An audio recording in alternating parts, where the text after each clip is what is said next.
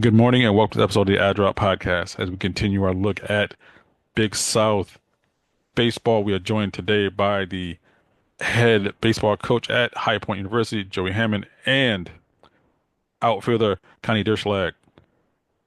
Coach Connie, how are you guys today? Doing great. Doing great. How are you?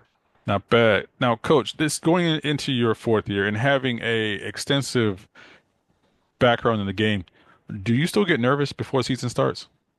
That's a great question. I don't think I'd put it as nervous. I think anxious is maybe a better word. It kind of feels the same, but I think nervous maybe comes when you don't feel like you've been prepared and you don't know what the outcome is. Anxious is, I don't know what the outcome is, or what it's going to look like, but at least I feel prepared. And so I'd probably say, yeah, absolutely anxious. And that emotion kind of feels the same between the two. But I would absolutely agree with that. You just don't know what it's going to end up looking like. Now, I guess similar question for you, Connie. As someone who's played around the game, do you get the anxiousness before season starts? And if so, how do you manage to kind of breathe through it? I feel like I do get anxious, but it's more so in a good way. Like I just excited to get back on the field and play the game I love. Like that's kind of the pent up anxiety that I get leading up to the season.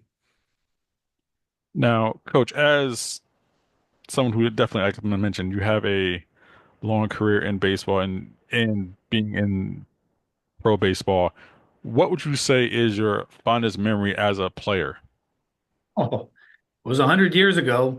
But I do remember a lot of specific, and at bats and things. But I don't know if I didn't really have a career that had a whole lot of like individual singular high moments. At the end of the day, you just remember the experiences. You remember teams that you played on. In my college experience and playing.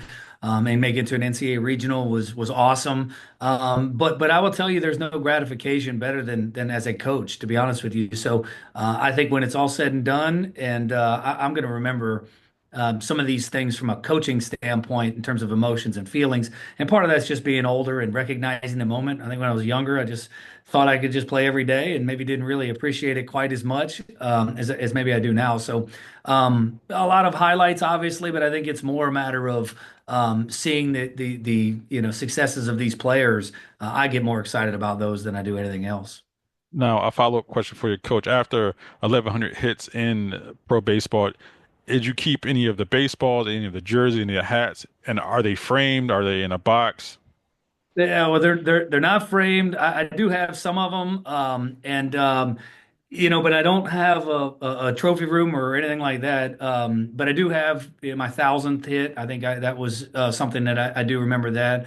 But I think if I had those framed in my house, my kids would yell at me and make fun of me and tell me that I wasn't good enough. And they're really good at reminding me that I came up a little short in the ultimate goal. And they don't think that 1,100 professional hits is anything to be excited about, which is great, and that's part of what kids are about. But I want them striving for more than that anyway. Now, Connie, as a base stealer, is there an art to base stealing, or is it more of just like an instinct and a feel you have for it? I think definitely more so of like an instinct. Some people like to think of it as an art, but I think it's more so I go out there and I'm kind of reactionary to it. Now, Coach, as like I mentioned, you play different positions in different spots. When you look for a player to bring on to the team, do you look for that versatility first, or is it a matter of being good at one thing first? Yeah, it's a really good question. I think when you're trying to build a roster, I think you just gotta kind of pick the right person and skill set, and then you try to fit the pieces in. And so it's a trait and it's an attribute just like a power hit for power or velocity on the mound. It's an attribute that I think you have on your roster. And I would tell you, in some of these new rule changes with rosters, the ability to have some flexibility and versatility, play multiple positions, and quite honestly, guys like Connie who can do both, and he's going to pitch for us this year too. And so these guys that can do two-way become worth their weight in gold in that regard, especially when you have some of these roster limits that'll be imposed here. And so yeah, it's something that I think gets overlooked a lot of times. Look, at the end of the day, if you can hit, we're going to find a place for you to play, and that's not to diminish defense because that's incredibly valuable. But the truth is, the more options you have there, as a player and certainly as a coach, the more resources you give us to kind of put our best nine guys out there. Now, Connie, Coach mentioned you pitching. How is the prep different the day before a game as a pitcher, the day before a game as a hitter? Oh, not 100% sure on that one yet because we haven't been there, but we'll see. Like I did it my whole life before I had labrum surgery about 2.5 years ago. So I was kind of a guy that like I pitched on the side. So I played the outfield, shortstop, whatever at the time, and I would just go and pitch because I could. And I think some of that high point that we've done there, Jerry's done a good job of developing me into more of like an actual pitcher. So I'm actually excited to see how this will play out with us, like building up and preparing for me to pitch in season while I also start in center. But you have 23 new players. How will you implement them and kind of integrate them into the High Point team culture? Yeah, so I think the good news is that that's what the fall's for. Us being a spring sport, we have the ability to get those incredibly important part of the whole process. You can get that done in the fall for the most part, in terms of our value system and get them. And it takes guys like Connie who've been here and been through it, and they know what the expectation and the values of our program is. So I don't have to beat that every day. I can just reinforce it. And so we're fortunate to have gone through that. And I think it starts even before that process. We have to vet the player on the front end. We're not just, recruiting and signing really talented players. We have to make sure we vet it that they're the right guy who fits into the culture that we're trying to create on the front end beforehand. And we might get that wrong from time to time. And then the program kind of has its way of weeding that out when you join the group.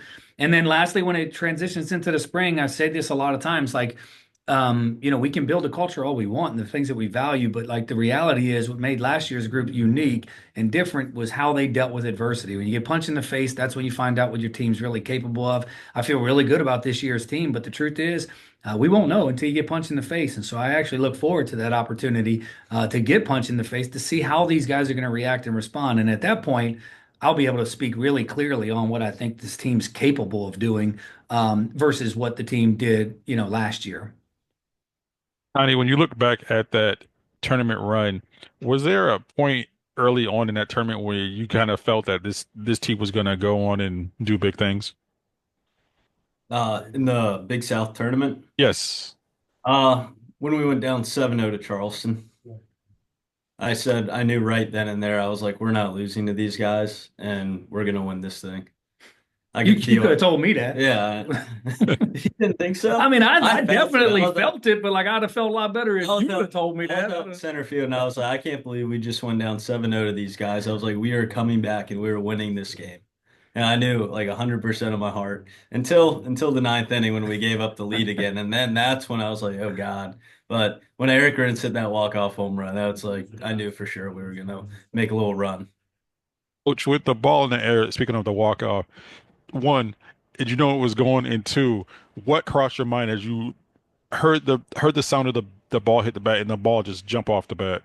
Yeah, so I like the matchup, and I trusted Eric and I knew the situation. And right off the bat, I knew he hit the ball really well. To be honest, I didn't think it was a homer. I could tell where the outfield was positioned that it wasn't going to get caught. And so immediately I was excited about the fact that it's a tie game now. So that's great. And we had played a game at that park earlier in the year. I don't know if you remember, Connie, against Mhm. A&T, and we hit maybe four balls in that right center field gap, Yeah. absolutely smoked, and every one of them got caught. None of them went out. And so I was trained and conditioned to think, no way, it's a homer. And then I guess I didn't realize that Grintz is a little stronger than I thought, and the ball went out. And so when it did disappear, there was this moment of almost a little disbelief, like Yeah. that ball got out, like, and then it, I think nobody remembers anything for the next probably 80 seconds to Yeah. 100 seconds, like Complete everybody blacked blackout. out. Yeah. Yeah. Connie, when you're not on the field or in class or in the weight room, how do you get away from the game? Mostly I like to hang out with my friends a lot, like in our dorm rooms. I spend some time with my girlfriend, of course. But other than that, like I'll play video games, and that's really how I get away from baseball. Now, Coach, you are a Maryland guy. How difficult is it to find good seafood down in High Point. All right, so now seafood, crabs especially, I just don't even try. So that's the one thing. Now seafood, again, I don't mess with it too much. Like this is probably why we went to Louisiana Lafayette and why we go on some of these trips because I got to get my taste of it every now and again. But like you just don't try. I mean, there's nothing like the Maryland blue crab. So I just don't even attempt it to be honest with you. Now, Connie, when you go back home to Charlotte, where's your favorite place to eat and what's on your plate? Ooh, favorite place to eat? I would say Duamici's Pizzeria. It's a little What kind of spot by Mallard Creek area. Great pizza, phenomenal. Probably the best I've ever had. Great Italian food too. what's your pizza of choice? Me and my family, for whatever reason, we've done this for years, like ever since I was a little kid. It's spinach, garlic, and pepperoni. It's Interesting. a good pizza. Now, Coach, same question to you. Where's your favorite place around High Point to eat and what's on your plate? Oh, man, so again, being from Maryland, I came down and got accustomed to this whole North Carolina barbecue stuff. I really enjoy going to Sweet Old Bill's. It's a nice spot off of Main Street, and just good barbecue. Their appetizer, their Brussels sprouts. I can't even believe I'm saying that because I wouldn't touch this stuff growing up, but now they make them taste in a way that doesn't seem like it's a vegetable. So I really enjoy that. Connie, when you look back at your career at High Point, you look back just at your career as a baseball player, what is your favorite memory so far? Favorite memory? Well, of course, winning the Big South. That's definitely up there. Mhm. Yeah. Perfect. Got you. But then I would say before High Point, my best memory was probably at Gaston. I had a walk-off home run in the bottom of the ninth. Feel like we were playing Guilford Tech Community College at Gaston, and we ended up blowing the lead in the top of the ninth inning, down a run. And I go to my teammates, it's like 8-9 hole in the order. I go up to my teammate who's 9 hole, and I tell him, I was like, we're going home. I said, get on base and we're leaving. Like, we're gonna win this game. Sure enough, first guy gets out. My buddy gets up to bat, smokes a single to left field. Really like 4 pitches into that bat. I had a 2-run home run to send us home. Yeah. I was so fed up that we blew that game. It was unbelievable. I went into that dugout and I was like yelling at my friend, telling him to get the F on base and we're going home. Nice. Outfielder Konni Durschlag, head baseball coach at High Point University. Joe Hammond, Coach Connie, thank you so much for joining us on this episode of the Adrop Podcast. Appreciate it. Thanks, Terrence. Thank you.